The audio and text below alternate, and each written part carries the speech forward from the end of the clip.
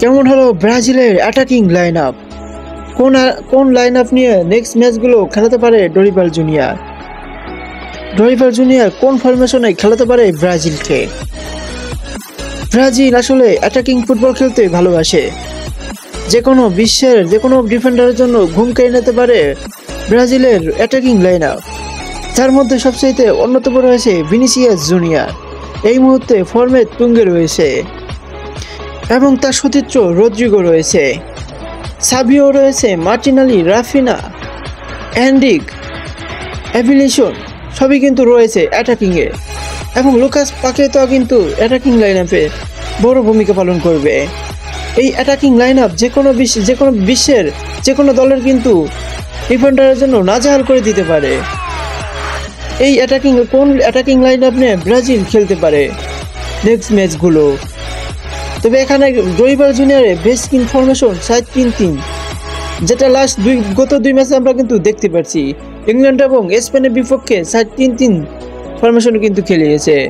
তবে ব্রাজিলে কিন্তু সবচেয়ে পছন্দের ফরমেশনটা কিন্তু 4-2-3-1 ফরমেশন, যেটা কিন্তু আমরা বিশ্বকাপে দেখেছিলাম কোচ তিতের কাছ থেকে। যেটা ব্রাজিল অ্যাটাকিং ফুটবল খেলতে ব্রাজিল সবসময় ভালোবাসে। তবে এবার অ্যাটাকিং ফুটবল থেকে অ্যাটাক করেই কিন্তু গোল আদায় করে ব্রাজিল সবসময়। তবে এই অ্যাটাকিং খেলতে যায় ব্রাজিল মাঝে মধ্যে কিন্তু বিপাকে পড়ে যায়। তবে এই বিপাক কাটানোর জন্য ডরিবাল জুনিয়র এখন কিন্তু 4-3-3 ফরমেশনে সাজিয়েছে। ডরিবাল জুনিয়রের বেস্ট অপশন কিন্তু এটা। এবার চলুন ব্রাজিল দলে অ্যাটাকিং লাইন আপে কাকে কাকে দেখা যেতে পারে। অন্যতম লেফট সাইডে কিন্তু ভিনিসিয়াস কনফার্ম। এবার আসুন স্ট্রাইকার পজিশনে, মেন ফরওয়ার্ড লাইনে কোচ ডরিবাল জুনিয়র কাকে রেখে কাকে খেলাবেন? বেশ বেফাকেই পড়ে যাবেন তিনি। কারণটা হতে পারে এন্ড্রিক লাস্ট দুই ম্যাচে স্পেন এবং ইংল্যান্ডের বিপক্ষে 2টি গোল করেছেন। এন্ড্রিক দাবি রাখতেই পারে মেন একাদশে। তবে এখানে স্ট্রাইকার পজিশনে যেখানে কিন্তু রদ্রিগো এবং এভিলিশন এবং এন্ড্রিক রয়েছে, তিনজনের একজনকে খেলাতে হবে। তিনজনের সবচেয়ে এগিয়ে রয়েছে রদ্রিগো। রাইট সাইডের জন্য রয়েছে রাফিনা, সাবিও। রাফিনা এবং সাবিনো হয়তো সাবস্টিটিউটে দেখা যেতে পারে।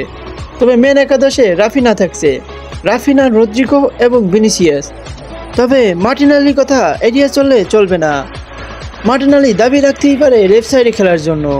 তবে ভিনিসিয়াস জুনিয়র যেহেতু ফর্মের তুঙ্গে রয়েছে, সেখানে ভিনিসিয়াসকেই খেলানো হবে। মার্টিনালিকে হয়তো আমরা সাবস্টিটিউটে দেখতে পারি। এই অ্যাটাকিং লাইন আপ নিয়ে নেক্সট ম্যাচগুলো কিন্তু ব্রাজিল মাঠে নামবে। তবে এই ক্ষেত্রে যদি এই তিনজনকে নেওয়া হয়, সেক্ষেত্রে কিন্তু ব্রাজিলের মিডফিল্ডার একটু শক্তিশালী হবে।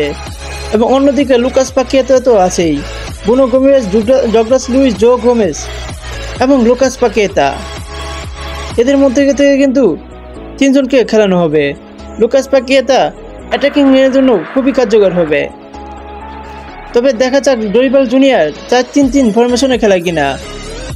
কারণটা হতে পারে ব্রাজিল অ্যাটাকিং ফুটবল খেলতে ভালোবাসে। হয়তো কোচ ডরিবাল জুনিয়র 4-2-3-1 ফরমেশনও খেলাতে পারে। তবে এখন আমার কাছে যতটুকু মনে হচ্ছে 4-3-3 ফরমেশনেই খেলাবে। আর এই ফরমেশনটাই বেস্ট অপশন হতে পারে। তো আপনার কাছে কোন ফরমেশনটা বেস্ট অবশ্যই কমেন্ট বক্সে জানাতে ভুল করবেন না। এবং কোন অ্যাটাকিং লাইন আপটা আপনি দেখতে চাচ্ছেন সেটাও জানিয়ে যাবেন।